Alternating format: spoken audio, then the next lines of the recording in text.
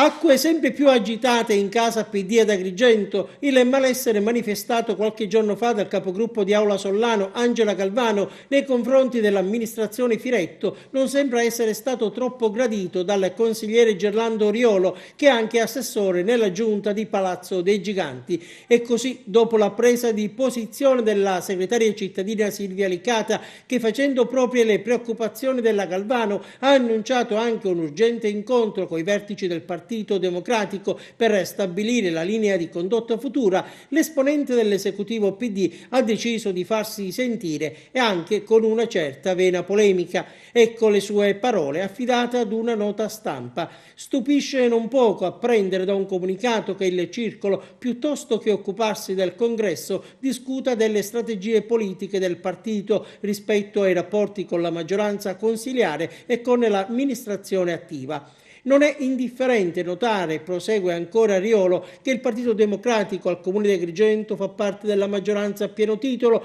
che appoggia in maniera serena e convinta l'amministrazione con il pieno e condiviso appoggio della segreteria regionale, ottenendo ottimi risultati e non ultimi quelli che riguardano il settore della solidarietà sociale retto dal sottoscritto, precisa l'assessore Riolo. Definire pertanto divisa questa esperienza amministrativa lascia perlomeno perplessi, perché non si capisce come un partito possa essere diviso per il fatto di essere al governo di una città capoluogo. Sono ancora le parole di Gerlando Riolo, alle quali ha subito replicato Silvia Licata. Stupisce ancora di più apprendere che le preoccupazioni per l'uscita dalla maggioranza con le conseguenti dimissioni dell'assessore di riferimento non siano condivise dal gruppo e dall'assessore Riolo, che di quel gruppo fa parte.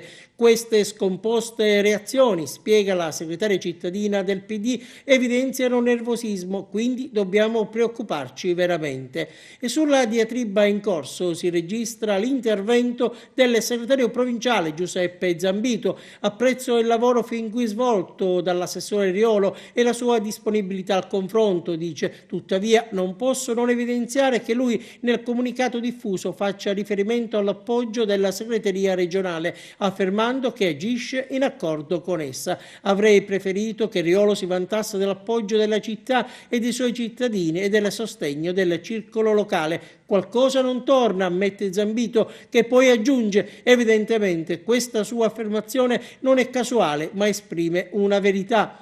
Riolo non è espressione nata dal confronto del circolo di Agrigento, ma frutto di un accordo politico fatto in altre sedi. È arrivato allora il tempo di chiarimenti e pertanto ho chiesto a Fausto Raciti, conclude Giuseppe Zambito, di esplicitare i termini di questo appoggio e di favorire il ritorno del dibattito sulla città nel circolo PD di Agrigento.